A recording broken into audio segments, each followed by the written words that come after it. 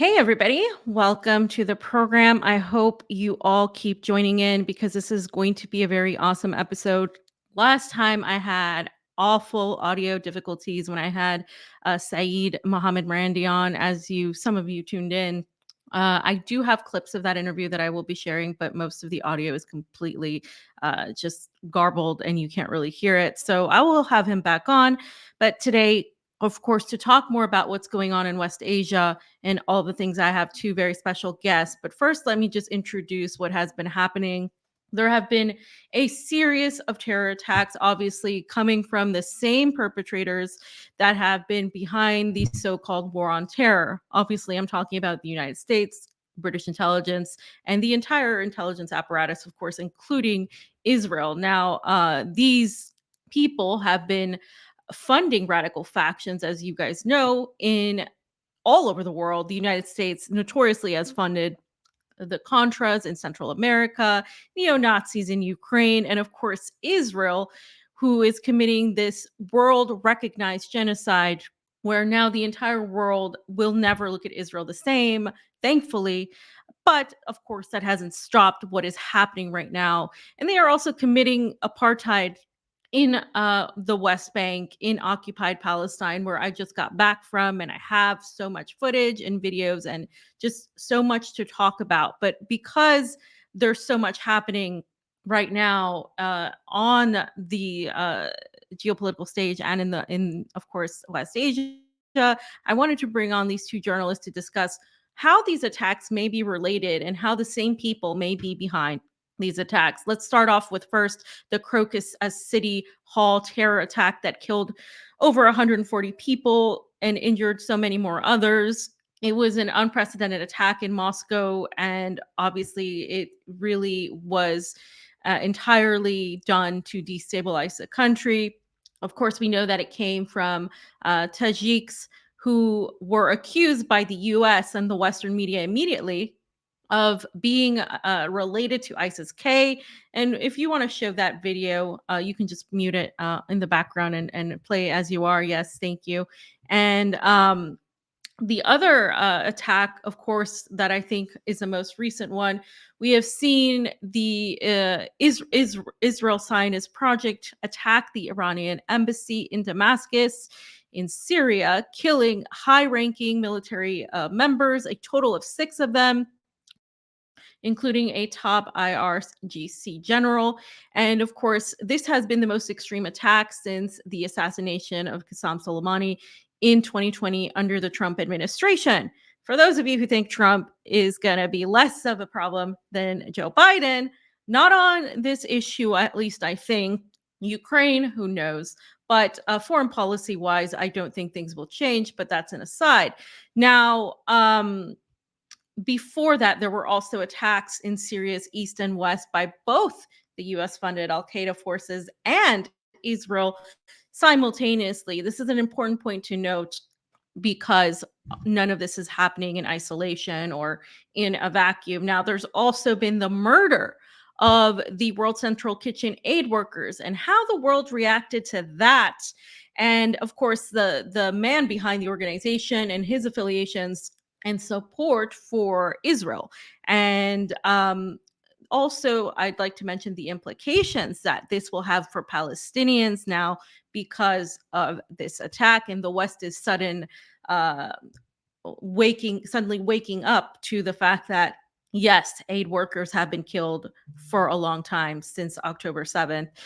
So, for more on this, let's just go ahead and bring in our guests.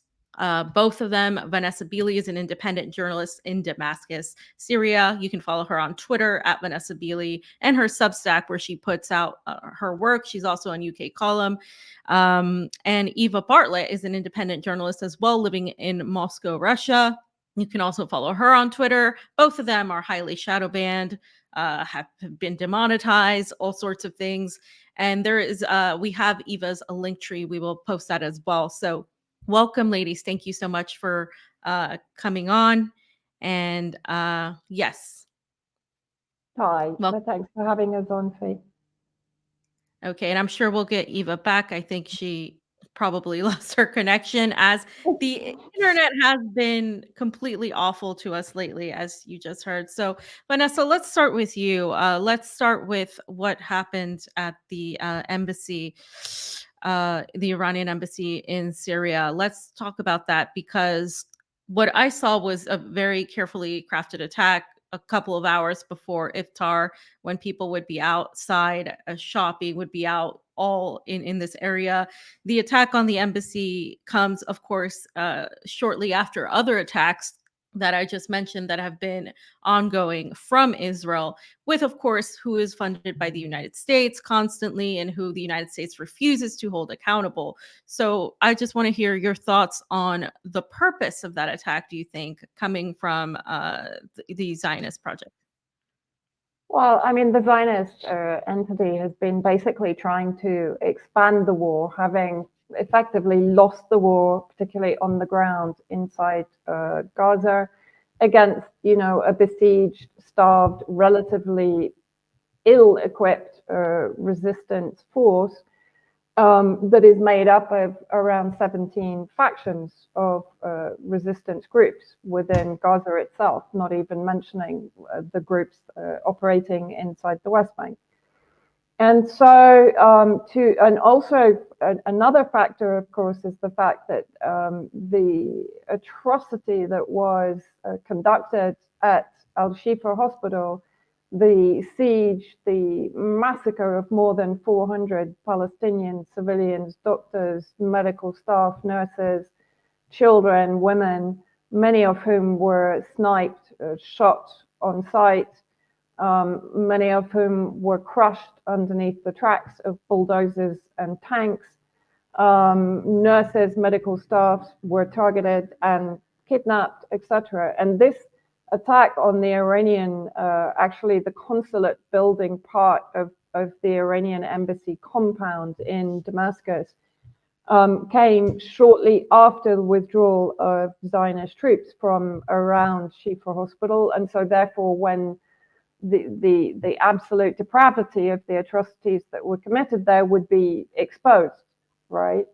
But added to that, of course, due to the fact that Israel is effectively losing the war in Palestine and on the northern occupied territories front in their sort of conflict with Hezbollah on the southern Lebanese border.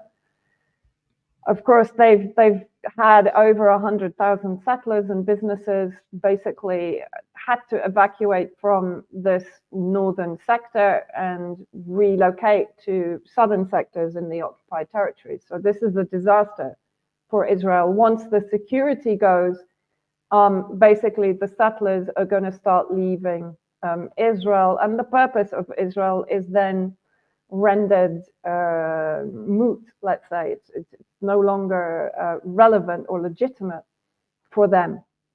And so the attack on we've had a number of attacks on Iranian leadership and advisors inside Damascus since October the 7th, a huge number. There was a building destroyed, if you remember, an apartment building destroyed back in January of this year, also in a similar area. But an attack on an embassy, I think the last time that happened was during the NATO bombing of former Yugoslavia, when the US, by mistake, as they said, bombed the embassy of China, killing 3 Chinese officials who were there. The killing of, actually it was 7, because one of the IRGC advisors lost his life from the wounds that he suffered from the attack. But the death toll is actually above 14, 15, because there were Syrian civilians. 2 friends of mine were very badly injured in the attack. One now has to undergo serious skin graft and bone graft in her leg, which was completely shattered in the blast. The other friend was thrown extraordinary distance and narrowly missed basically getting thrown into a burning car. So the fact that this is an attack not only on what is effectively Iranian territory, breaks every single convention, including the Vienna Convention, on the protection of consulates and embassies, even during war. And we're not officially at war with Israel inside Syria, despite endless aggression by Israel against Syrian army positions, Syrian air defense positions, and civilians, of course. What does Israel have to gain? Do you see this as a distraction as well? Because as many have pointed out, Israel didn't really advance its military uh, objectives, so to speak. It has really lost so much. We have seen the resistance, the axis of resistance, go after Israel via drones, go after Israel's drones, go after Israel's military equipment, go after the troops in Israel. We don't get this information in the West. We actually don't even get this information in most media, to be quite frank. But Israel, the only thing it's achieved, and it's cowardly annihilation of Palestinians, 75% of whom were women and children. In this, and we have about what it's so far 33,000 people, according to those numbers, which I think Yeah, are grossly much higher. underestimated. Yeah. Yeah, yeah, exactly. And that's not counting, of course, the starvation. It's not counting the diseases. It's not counting everything else. So really, the only thing Israel has achieved is killing these innocent people and making its image go down the toilet with a lot of people who didn't even really know anything about this that's been going on for, since 1948. So a lot of people have become educated on it, a lot of young people, and I don't think Israel's reputation is going to recuperate. Would you see this as some sort of distraction, and a desperate attempt to try to really make itself look like it is this superior intelligence, a superpower that could stand on its own without the United States? No, absolutely not. Because the only reason that really Israel thought that it could get away with this kind of drastic violation of international law was because it considers that the US and the UK and sort of EU middleweights have its back, right? Basically, Israel is on life support from the US and the UK. Without that life support, Israel would be gasping its last breaths already.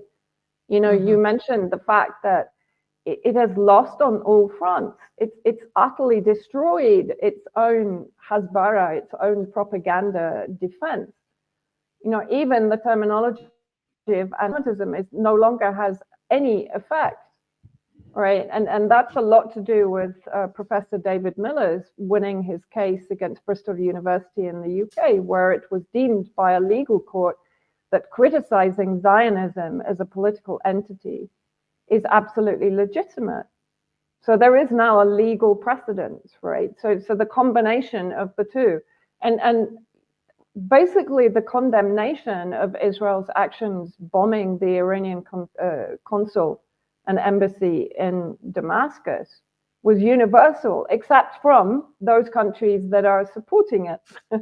So, with every action, Israel is further isolating itself.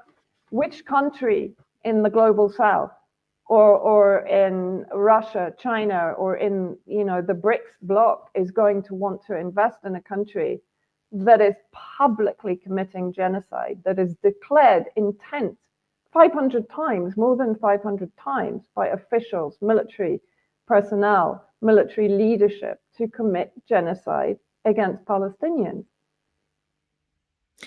On that note, Eva, if we can bring her on, Jamie, I want her to be present for this question.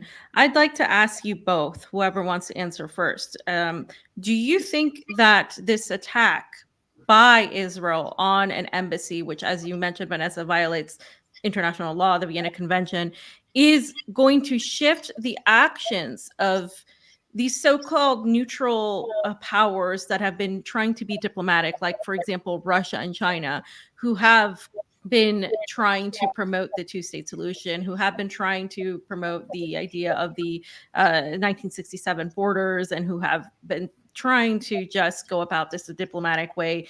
And you can, add that to the institutions, the of international law. You can say that, you can expand that to them as well. Do you think that there will be a shift, perhaps in, say, Russia's perspective and actions towards Israel, because now you're attacking both Syria and Iran, two allies of Russia, and Syrian and Russian forces, as you know, Vanessa, are fighting these radical U.S. intelligence creations in Syria together. And so I think this complicates Russia's attempt at trying to be a neutral power in the Middle East in terms of Israel. Obviously, Russia has, there are a lot of Russians living in Israel. There's still, this ethnic issue going on, but Russia is a multi-ethnic federation. They have lots of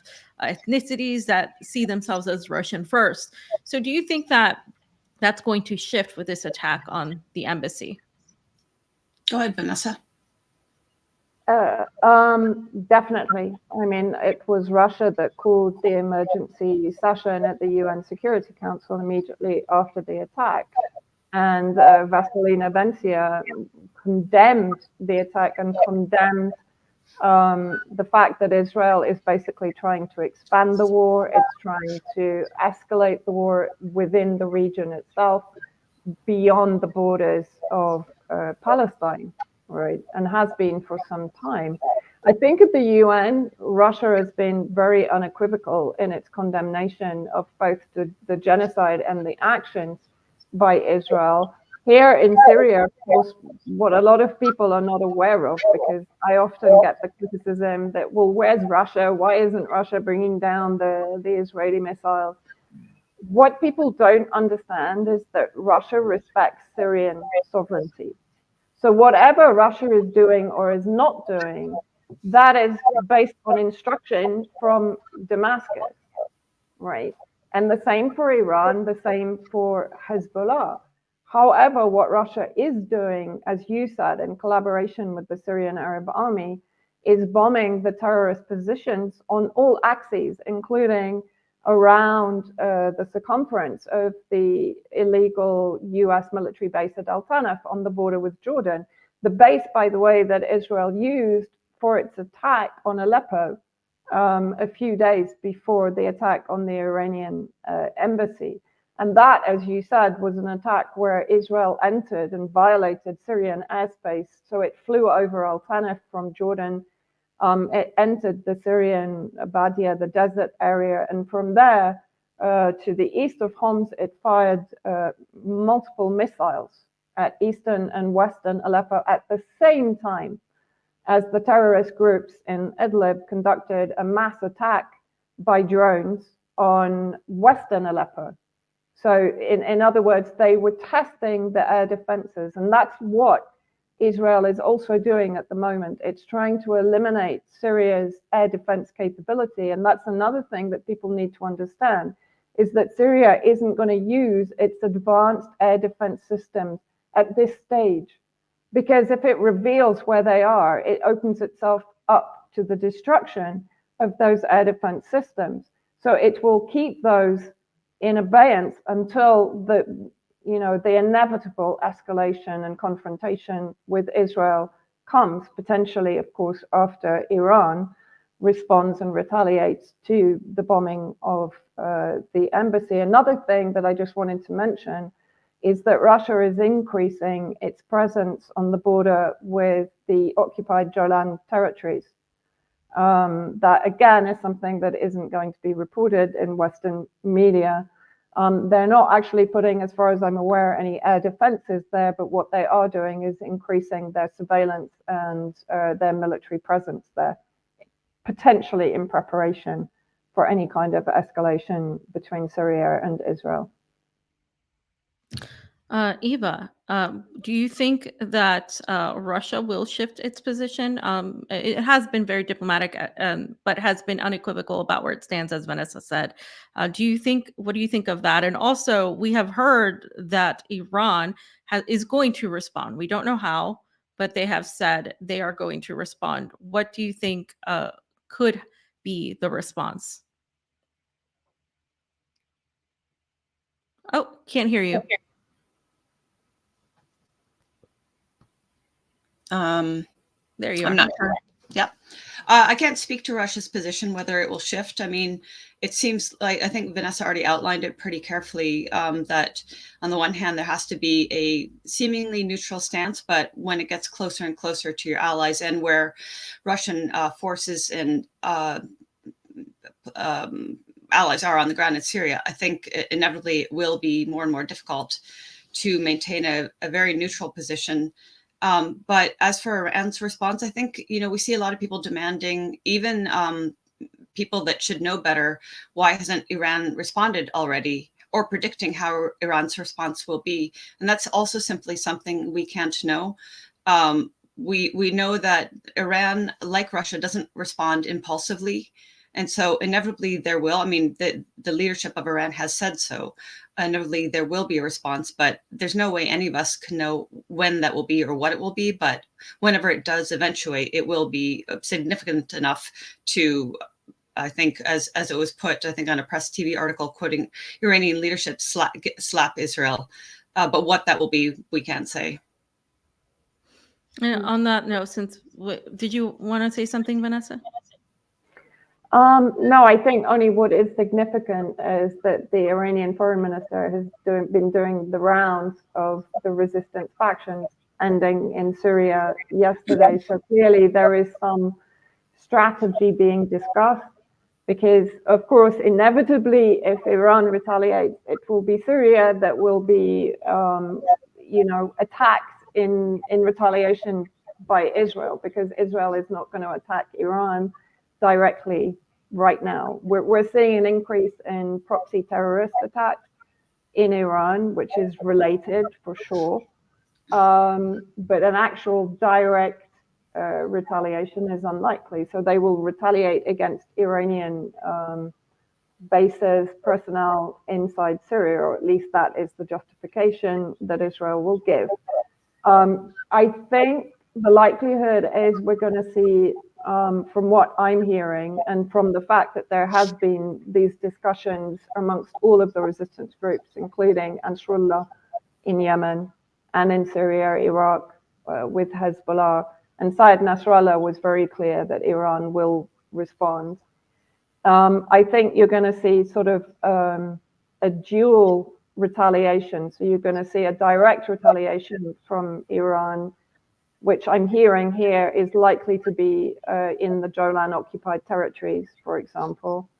Iran will not target embassies, because Iran has, very much like Russia, it has this moral imperative to not put civilian lives in danger and to not violate international law. So it's not going to basically follow what Israel has done, because Israel is a criminal entity. And then I think you will also have, in conjunction with whatever Iran decides to do, you'll have attacks by the resistance factions, potentially against US positions and bases in the region. That's my reading of it from what I'm hearing here and what people are talking about here. But as Eva said, nobody can know for sure. But I think it's ridiculous to say Iran is procrastinating or it's not acting fast enough. It's doing strategy to one, try to contain that expansion and escalation of conflict that Israel is looking for. Yair Lapid was in Washington in the last few days, and again, rumors here are that he was looking for the US to carry out the attack on Iran, right? So Israel is still trying to drag the US into this conflict, and the resistance axis is perfectly aware of that strategy. So they're trying to avoid all of the pitfalls that Israel is setting for them, while making sure that they retaliate and that hopefully they create a deterrent against Israel escalating further. Whether that works or not, I'm not sure. Well, it's interesting, an interesting point you bring up, because I've seen so many people criticize Iran or criticize Russia for not full on using like nuclear weapons and just wiping, Ukraine or Israel off the face of the planet. I mean, people who make these assessments have obviously been nowhere near conflict zones, right? Have obviously been nowhere near war, because you don't make those assessments when you see how ugly it is, and when you know that this carries consequences, especially now with where we're going. So I've definitely heard these attacks against Iran, against Lebanon, against Russia for not being more aggressive. And since we're on the topic of Russia, I want to bring up the Crocus City Hall terrorist attack, because immediately we did hear that ISIS-K was supposedly involved. And that was coming from mainstream media in the West. It was coming from the US. And uh, ISIS-K, if you know anything about ISIS-K, you know that either way, if ISIS-K was involved, that leads to the US intelligence apparatus. So Ukraine, of course, has been evidently involved. I mean, the attackers tried to escape into Ukraine. They have said that they were offered money, and all sorts of things are still being investigated right now. And the Russian investigative committee has continued going after and arresting people who have been giving them more information. Eva, do you think that what do you make of the ISIS K connection? Do you think that is a valid connection that the United States was pushing, or even if it is, what does that mean? I mean, you said it yourself. Even if it is, it means that the U.S. ultimately is behind it, because we know that they and their allies work very closely with ISIS and Al Qaeda and other terrorists that have been destabilizing Syria for so long. But realistically, no. I mean, it was the U.S. that first proclaimed that very quickly after the terror attack in the Crocus Mall, without providing any evidence, just statement as they're wont to do. But if you look at the way these extremists, these terrorists in the name of Islam, but we know they're extremist terrorists. They usually don't have a getaway car. They usually don't flee the scene. They ascend to martyrdom, as they believe. But also, Ukrainian intelligence has a history of waging terror attacks in Russia. If we look only in recent years, we have Daria Dugina, Vladin Tatarsky killed Daria in August 2022, and Vladin in St. Petersburg in April 2023. And Ukrainian authorities eventually admitted intelligence is behind this. The attack on the Crimea Bridge, the same thing. They brag about these things. I think it's only a matter of time before we hear that the actual top authorities in Ukraine bragging about committing this terror attack. I mean, there are certainly personalities, media personalities, and other sort of influencers in Ukraine that have already more or less said Ukraine is behind it. So I think it's only a matter of time.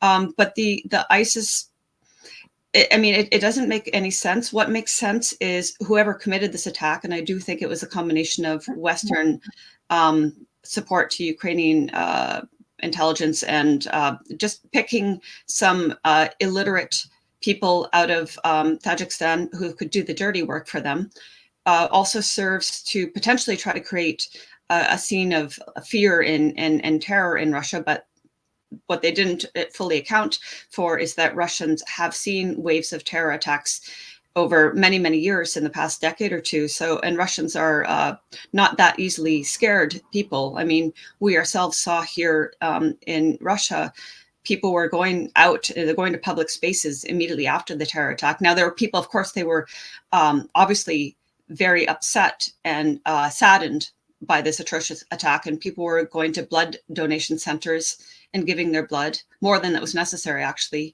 But at the same time, they weren't swayed from going into public spaces. So that's one. And then, of course, aside from being a terror attack on Russian civilians and whoever might have been in that mall, the other attempt at this was to sow division within Russia, ethnic division.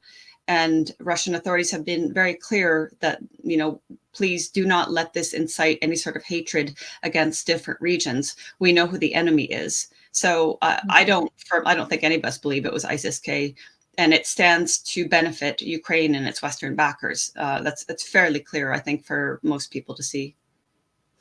I'm glad you made the point about the attempt to destabilize Russia and the ethnic divide, because that is very apparent if you live here. If you see like these were perfectly selected, a perfectly selected group of people to try to sow this division, which we see in the United States when an attack happens. People in the U.S. actually come after each other. There's chaos, whether it's an actual attack or whether it's like a natural disaster. There's so much chaos. You could look at what happened after Hurricane Katrina, for example, as to how society fell apart. Whereas in Russia, we actually saw the opposite. I actually just read that more people signed up to support the Russian special military operation after the Crocus City Hall terror attack, which isn't surprising to me, given Russia's history of, the Great Patriotic War and the amount of lives that were lost then, as well as the Maidan coup and the amount of lives that have been lost, and now obviously the war. So I think the United States or the intelligence apparatus and Ukraine really miscalculated things again, and I think that's what we're seeing. And I want to ask if either of you think that these attacks that we spoke about have happened isolated. Do you think that there's any relation between, because this time was so short between these attacks against the Iranian embassy in Syria and the consulate, as well as the attacks um, on Russia? Do you think that there is any sort of connection there? Eva? Vanessa, but I would just say kind of one of the obvious things that jumps out is deflecting attention from Israel's ongoing genocide and starvation of Palestinians in Gaza seems to be one of the commonalities of creating these flashpoints in other areas and, distracting people from, well, it's not working, though. It's not going to distract people, but maybe temporarily distracting attention from Israel's criminality in Gaza and Lebanon and Syria, of course. But Vanessa, what are your thoughts? Well, I think, yes, I think all of these attacks, and going back also to January, the Kerman attack in Iran, which was allegedly carried out by ISIS at the sort of anniversary service for Soleimani, who was assassinated under the Trump administration. But I think what's also interesting is that a few weeks before the Crocus attack, I've had stories confirmed of Ukrainian military special forces being flown into the northeast of Syria in an American cargo plane to meet with the SDF, the Kurdish Contras, and to meet with American military there. And of course, in the northeast are all the holding camps for ISIS, for thousands of ISIS fighters and their families.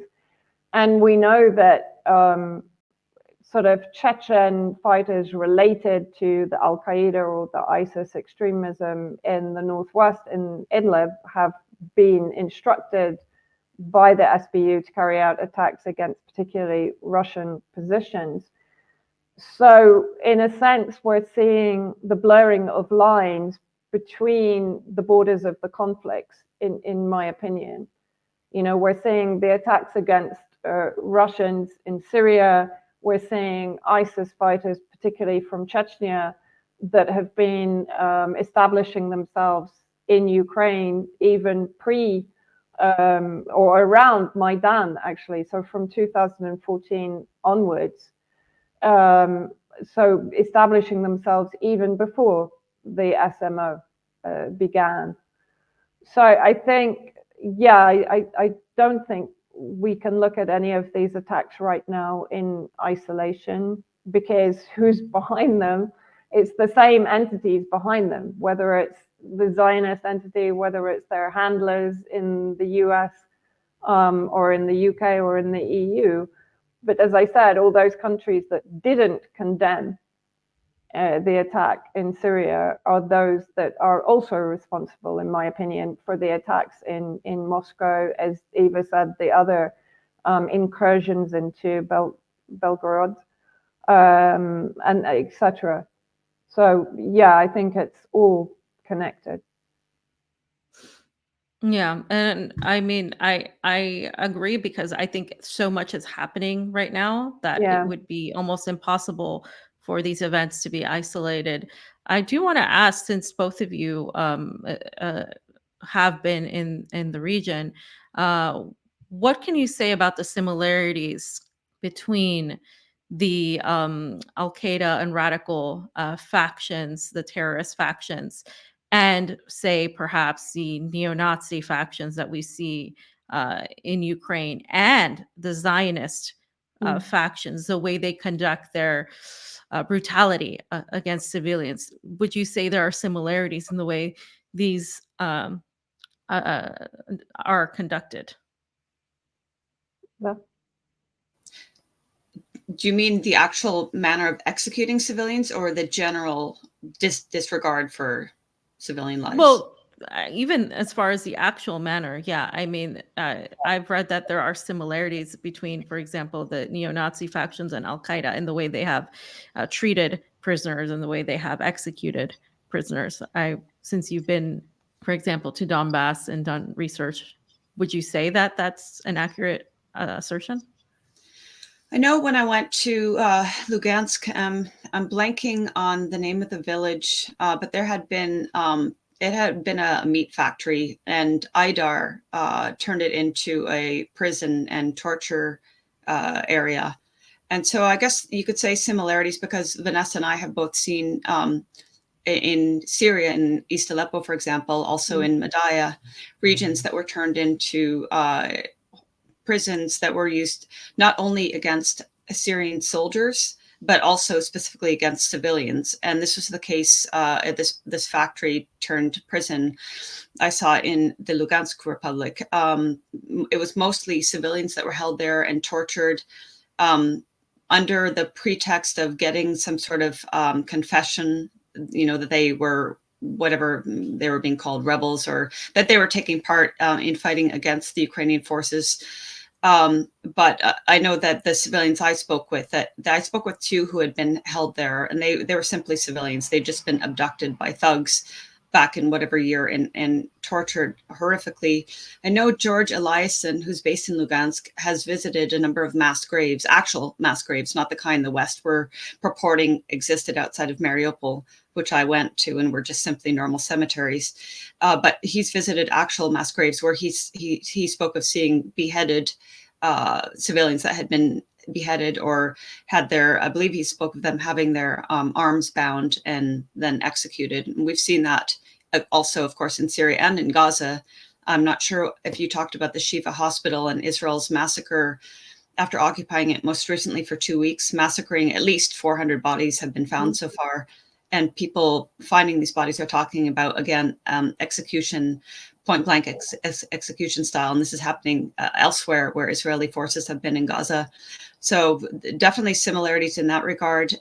Also, the using of civilians as human shields, that occurred for sure in Syria. Israel is doing it to Palestinians in Gaza. And I can't speak at length in areas where the Ukrainian forces were, say in Mariupol, but you could say that because they were occupying residential areas, they were occupying residential buildings, firing from top floors, forcing people who weren't able to flee to occupy the bottom floors, anticipating the Russian forces would return fire, and therefore they would be blamed on any destruction of that building or loss of life. And we saw it in areas that have been liberated by Russian forces in the Donbass, like Artyomovsk. Again, you had civilians who were holed up in basements because they couldn't flee. And they spoke of being attacked by Ukrainian forces long before any Russian forces were anywhere near. So the Ukrainian forces attacked those buildings knowing full well there were civilians inside, and that later the Western media, including some who were on hand at the time, would blame Russia for having committed these attacks when Russia had nothing to do with it. So those are some similarities that come to mind. Also, of course, the obvious in that all these forces are funded and given arms by the West, knowing full well they're going to be used against civilians. Even when was it, earlier this year or late last year, I don't remember, when the West decided it would send cluster munitions to Ukraine. But they also claimed that Ukraine wouldn't use those against civilians. But of course, as everybody anticipated, Ukraine did go on to fire those against civilians, mostly in the Donbass and the Donetsk and surrounding cities regions. So those are some things that come to mind offhand. Yeah. Yeah, it's interesting you mentioned that, because when I was in Lugansk as well, there were a group of, um, I guess, military men who had left the Ukrainian army and joined the side of Russia. This was after their experience in Mariupol at Azovstal. And they specifically outlined how precisely it was the attacks, the direct murdering and execution of civilians by the Ukrainian army that really, apart from the Bandera salutes and all of that, that really made them switch sides, that made them say, I don't want to be a part of this. So it is very, I think there's so much testimony there that really showcases that as well. The puppy wants to join the conversation. Um, Another thing I know you both have seen, and this has irritated me, we have seen certain media figures and certain media talk about these issues in a way that I think is destructive to the issues. For example, we have seen the spread of Al Qaeda factions, these so-called moderate rebel factions in Syria, be hailed as being pro-Palestinian. We have seen that being pushed in the media. Simultaneously, we've also seen people try to condemn Russia's special military operation, which I would say is Russia's defense of its people, in ethnic Russians in the Donbass, as being something you have to condemn, in order to say, well, I also support Palestinians now, and I'm not saying this because Russia told me to.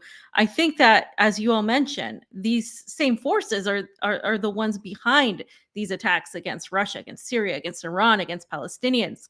So then why is there a need to warp things? What do you think about that? About this, what we've seen in the media, this praising like the moderate rebels and condemning Russia in favor of Palestine? Well, I mean, I think I would say, what if those so-called moderate rebels that, by the way, receive arms and funding and hospital treatment from the Zionist entity and are actually supported by the Zionist lobby in the US and in the UK? What have they ever done for Palestine? And actually, I'm not even convinced that that footage is recent. I think it is rehashed. I'm not sure. I haven't spent the time looking into it. But, it's a bit like if you imagine ISIS carried out these attacks in Iran, it carried out the attacks in Russia. It has obviously multiple times carried out attacks on civilians inside Syria. When has it ever carried out a major attack on Israel? And this is while Muslims in Palestine, not only Muslims, of course, Christians and atheists and socialists, are getting persecuted and massacred for the last 6 months and for the last more than 100 years. And so therefore, there's a lot of confusion within the pro-Palestine movement as to what exactly is the resistance axis, because we have to also remember that it was kind of kidnapped and taken hostage by Qatar, by Saudi Arabia. Al Jazeera played a huge part, if not an absolutely instrumental part, in fomenting the sectarian division and supporting the so-called peaceful protesters from even before 2011, when it all kicked off inside Syria. And to be honest, I think it's Kivok Al-Nasian that calls it being Al Jazeeratized. And many, many Palestinians and many pro-Palestine movements have been Al Jazeeratized right from the beginning, so right from 2011 onwards.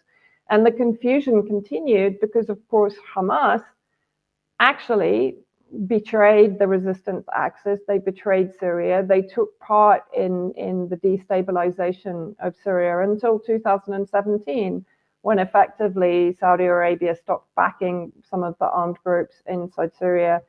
Qatar kind of backed off with some of the funding. And Hezbollah inside Nasrallah worked very hard at normalizing relations between Hamas and the resistance axis, particularly, certain members of the leadership were not kicked out, but they were sidelined, those that are based in Doha, for example. So I think, what we're also seeing is not only the pushing of the so-called Idlibistan support for Palestine, but we're also seeing a number of kind of Twitter accounts, anonymous Twitter accounts, trying to stir up some kind of sectarian division between Shiites and Sunni Muslims, whereas the reality is that Palestine has actually united all factions within the Muslim communities globally, but particularly regionally. So for me, this is all kind of intelligence operations at work here. I mean, we've seen it in the last 2 days. We've seen the Jaja thugs in Lebanon carrying out attacks on particularly Syrian Christians in the Christian areas of Lebanon, because there was an incident where Syrians allegedly kidnapped a Lebanese from that sector, and he was executed inside Syria. But of course, what has that done? That's given then an opportunity to inflame sectarian divisions in Lebanon, which is always going to be a counter to Hezbollah and Amal, to the resistance factions inside Lebanon itself. So I think this entire sectarian division is their MO. And I think at this point in history, when really we're seeing the absolute destruction of the Zionist project, we're seeing the weakening and exposure of the UK and the US. I mean, we've seen it already in Ukraine. So they're going to resort to their kind of textbook methods to try and undermine whatever unity, because unity for them is anathema in any situation, right? Whether it's domestically or against their foreign policy. And that's what we're seeing. Even if certain regimes like the Saudis, the Qataris, the UAE, Bahrain, are providing a land bridge for Israel to try and counter the Yemeni blockade of the Red Sea, the population is rising up. The population is against Israel. Look at what's happening in Jordan.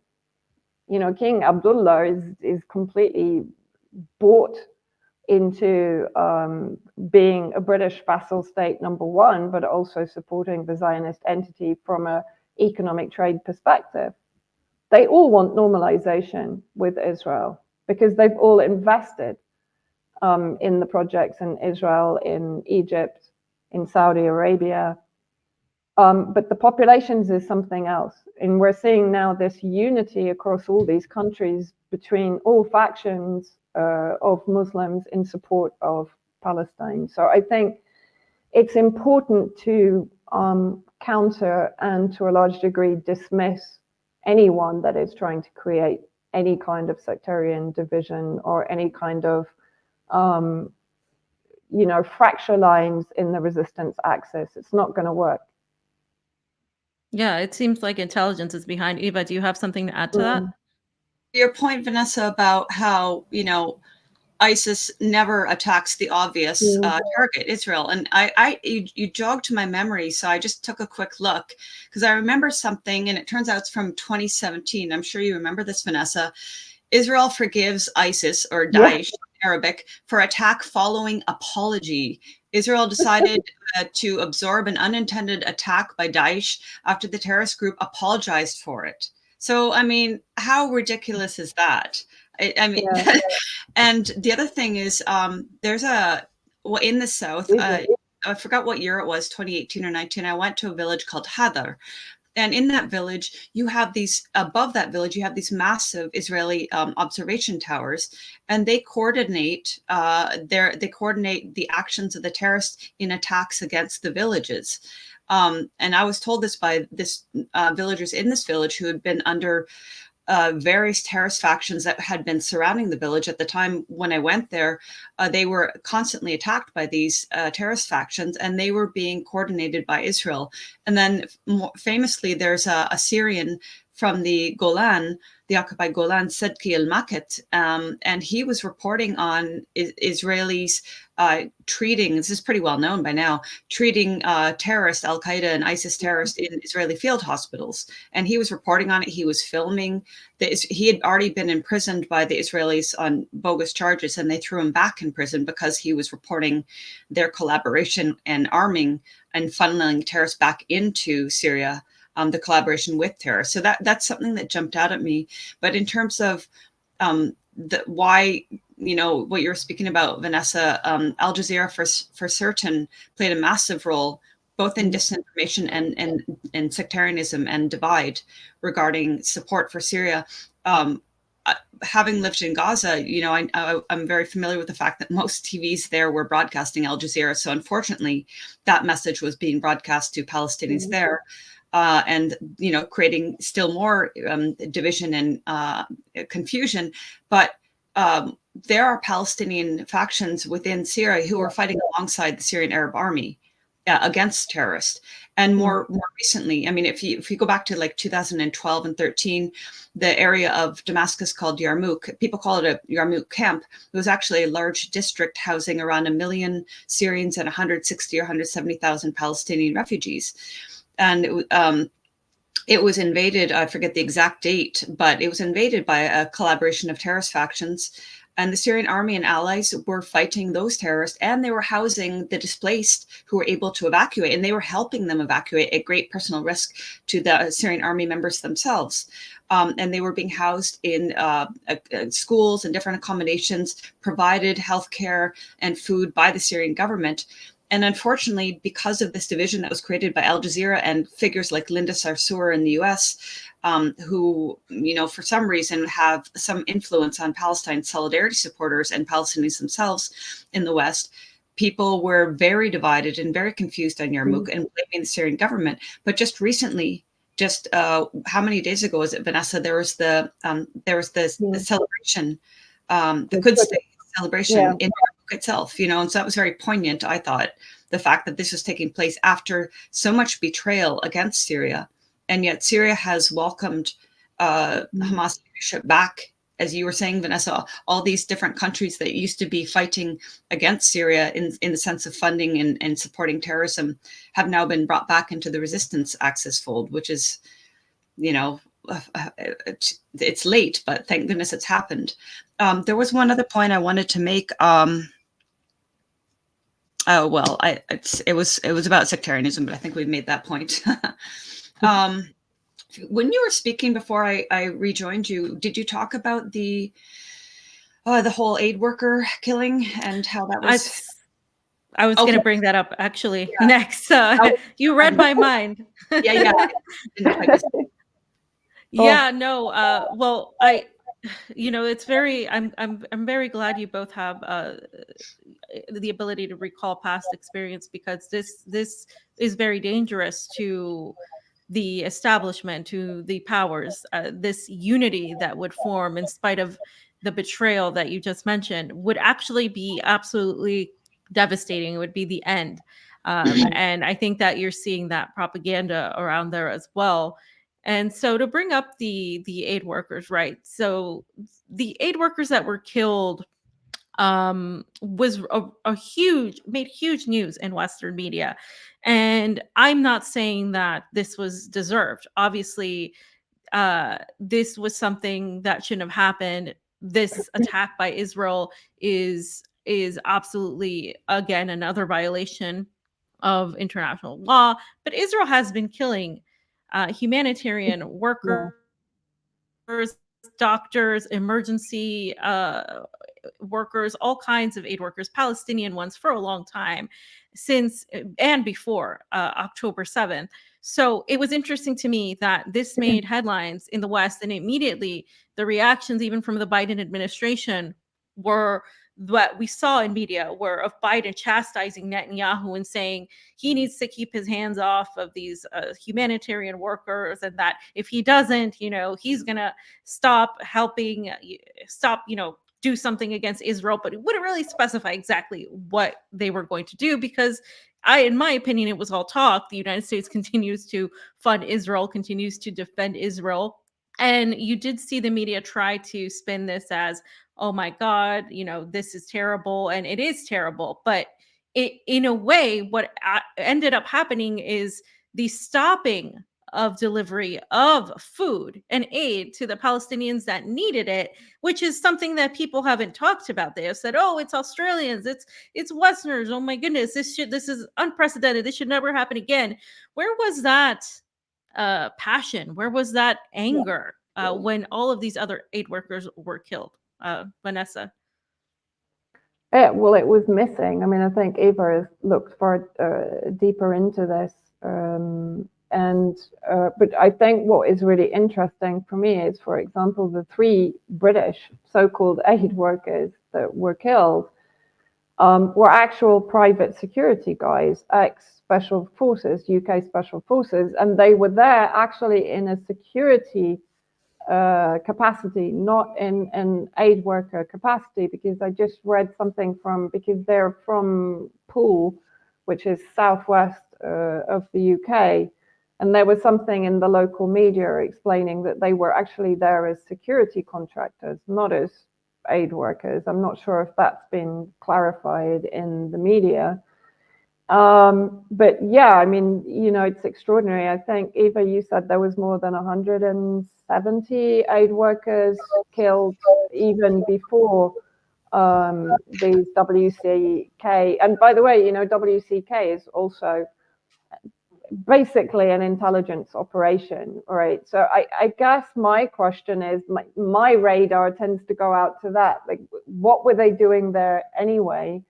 And what was the end result of their being killed? Of course, all humanitarian aid was stopped, because suddenly the Cyprus operation, which was sending ridiculously small amounts of aid on boats from Cyprus to the humanitarian pier, which I'm sure has nothing to do with the US expanding its military footprint in the occupied territories and across Palestine anyway, or the gas off the coast of Gaza. I'm sure that has nothing to do with US military presence or the presence of a CIA connected organization to replace the UN agency, UNRWA. And the fact that, of course, the final result is no humanitarian aid for Gaza, because now all of the ships basically turn back and are saying it's too dangerous for aid workers to enter Gaza. So I guess from my perspective, that's what I tend to look at, is what was this thing all about? I mean, it's terrible that these people were killed, but were they sacrificed to achieve Zionist goals in Gaza? It looks very much that way to me. I'm not sure, Eva, what you have to say on that as well. No, I 100% agree with you. And I think, UNRWA wasn't perfect, but it was the largest body providing not only food, but education and healthcare to Palestinian refugees, also in the rest of occupied Palestine, I believe in Jordan and in Lebanon as well. So Israel's accusation that I think 13, they accused UNRWA employees of being involved in the October 7th insurgency. And as of yet, I don't believe they've provided any evidence to support these claims. But nonetheless, that's, even if it were true, that's 13 of 13,000 employees. And Israel used that as a pretext to put pressure on Western governments to stop funding UNRWA, thereby cut aid, thereby enable and abet the starvation of Palestinians in Gaza, which Israel is doing very well and has been doing since it pulled its illegal colonists out of Gaza in 2005, I believe that was. But also in December, which one was it? The Times of Israel reported back in December that Israel already back then was openly saying it planned to push UNRWA out of Gaza and replace it with something more amenable, i.e. something that it could control. Again, they would frame it under the pretext of security concerns, but really it was about penalizing Palestinians even more. So now UNRWA isn't operating there. And as you said, the ships have turned back. The other second largest agency that provided aid was ANIRA. They've also ceased operations. And the thing that both of you mentioned, and you started out with, Fee, is where was the compassion or concern or outrage for other aid workers, Palestinian aid workers? There was actually one Palestinian aid worker among the WCK or whatever, who was killed when the 6 foreigners were killed. But, that his name has not been blasted. Of UNRWA, they say that 176 employees have been killed since October 7th by Israeli airstrikes. They haven't specified if these are all Palestinians, but I think it's safe to assume the vast majority are. Then you have, actually, Vanessa, you sent me this link. I asked you, and you sent me an Al Mayadeen link wherein it cites the popular and tribal committees for securing aid in Gaza. They have over 70 people killed since October 7th. So those are just in terms of aid workers. And then we want to look at statistics from the Gaza government, the Gaza Ministry of Health. Aside from what is over 30, it's over 33,300 Palestinians killed by now, the vast majority of whom are women and children, as we know. But then if you scroll through their very sordid statistics, you have nearly 500 doctors and paramedics killed since October 7th. You have nearly 70 civil defense killed, 140 Palestinian journalists killed, 274 health practitioners arrested, and then 32 hospitals rendered out of function. Almost 130 ambulances destroyed. And the other point I wanted to make is that we all know that this is not the first time that Israel has intentionally gone after and killed, maimed, or arrested aid workers, paramedics, journalists. They've done this systematically every time they wage wars on Gaza. This is by far the worst, but they were doing it when I was there in 2009, when Vanessa and I were there in 2012. They did it in 2014. By attacking medical centers and healthcare providers, they can therefore ensure more people are going to die, which is always, unfortunately, their sadistic goal. So now we have this combination of so many thousands of Palestinians being slaughtered by Israeli bombing, by their sniping, also point blank execution, also driving over with tanks or bulldozers, absolutely sadistic.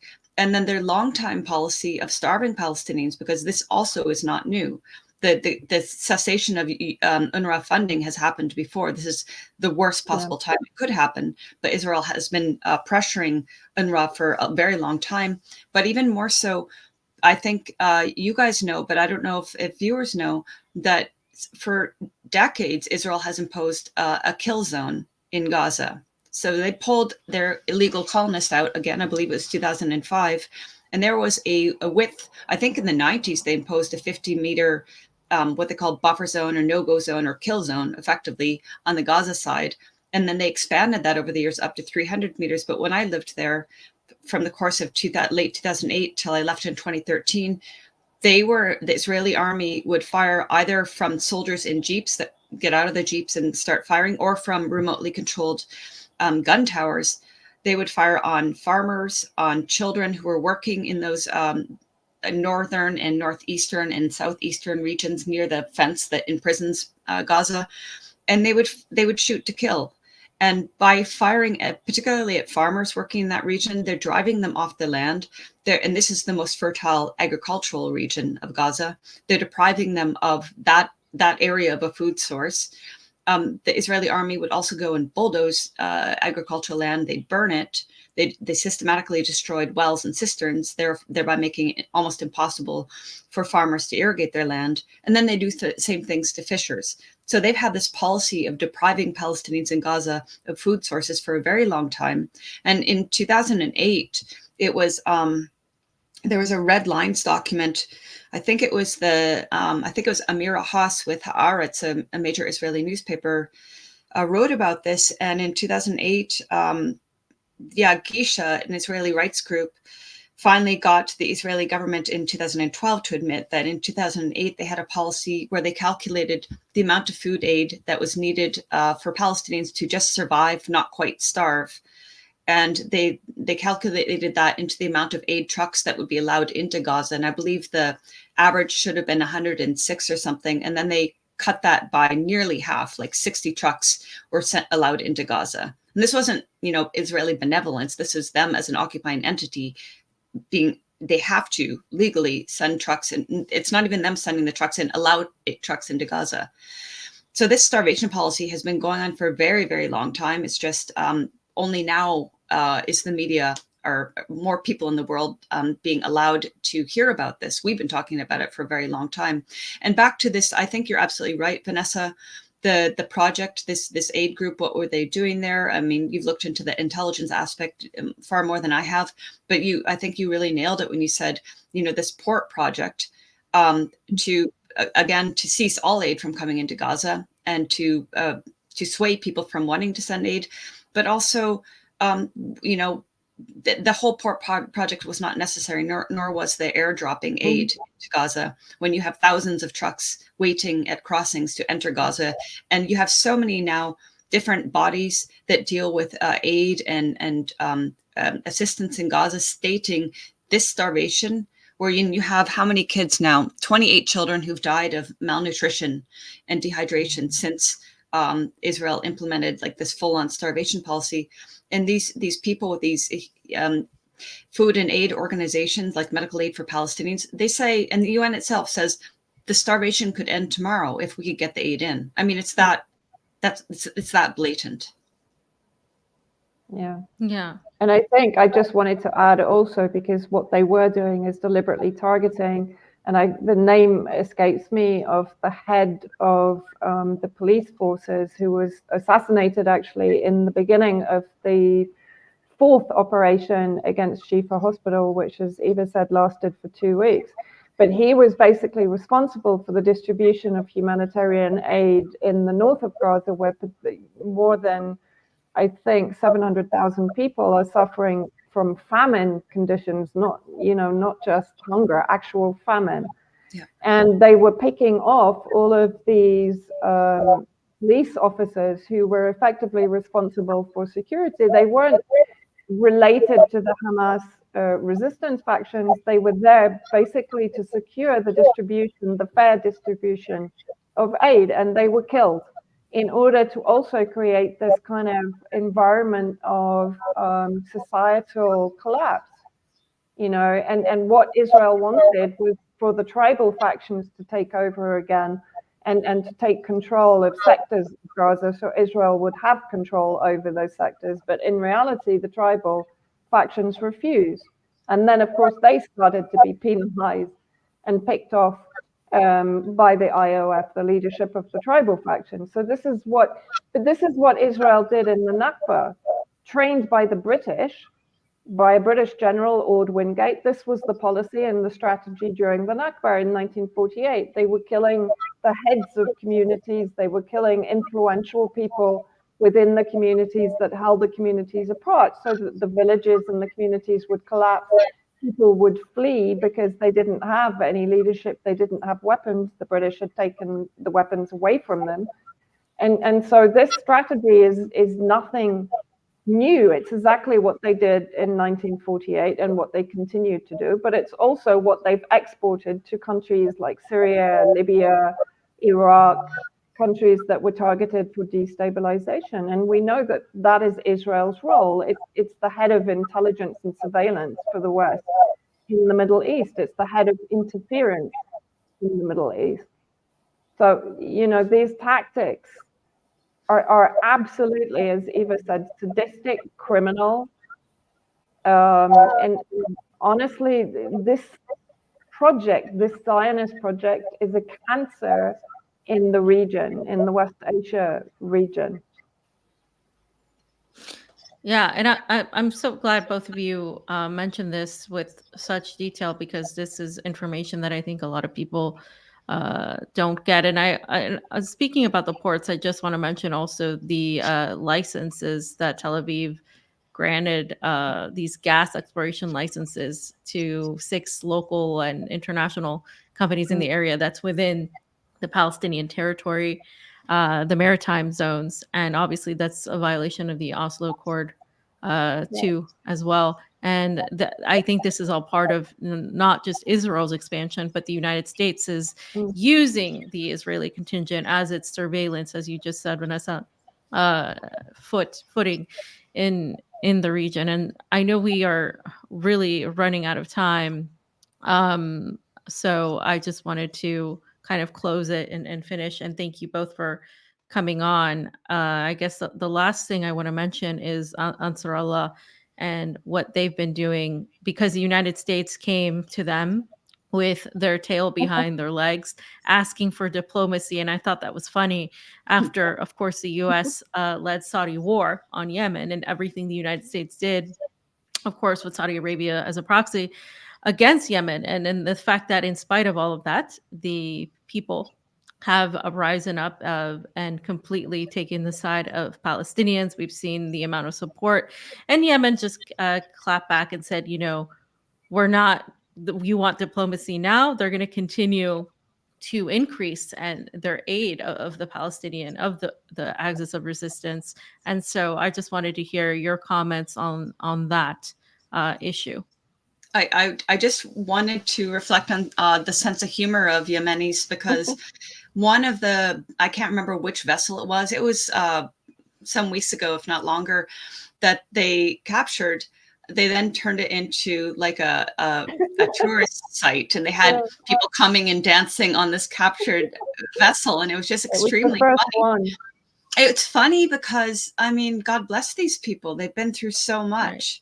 They've been just terrorized and bombed and starved, and yet they are standing up so strongly in these actions and in the protests they've been doing nonstop. You just see these massive videos of untold numbers of Yemenis on the street and out there in solidarity with Palestinians, and then doing these tangible, concrete things in solidarity with Palestinians. So, but yeah, Vanessa, go ahead.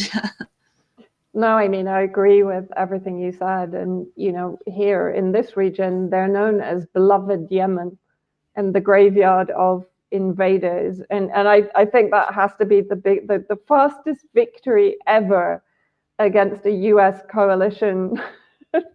I mean, I'm kind of laughing, but it's out of affection for these people. As it was said, they've been blockaded and besieged since 2015 and bombed almost into oblivion in certain areas.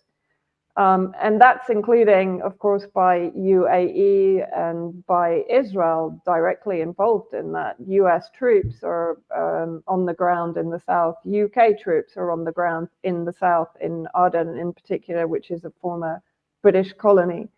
But yeah, I think the demand for diplomacy also came after the Israeli bombing of the Iranian embassy. So I think this was the US also trying to sort of control damage to the US, because the Iranian statements were very clear that they considered, just as Russia did over the Crocus terrorist attack, they considered the US to be responsible for the Israeli attack. It was carried out by US manufactured planes and with US manufactured weapons supplied to a genocidal entity, right?